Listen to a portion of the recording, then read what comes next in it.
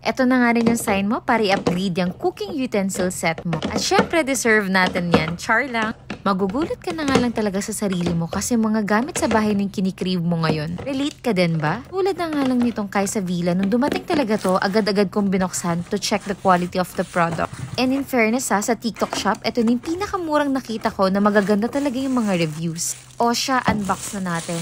Alam mo ba itong product na to is made of silicone and wood? At wag ka, hindi lang basta wood yan na made of acacia tree yan, kaya naman hindi yan magbubukbok. So, kung mahilig ka nga mag-baking, cooking at mag-barbecue kasama yung family mo, perfect na perfect to kasi kompleto na talaga siya.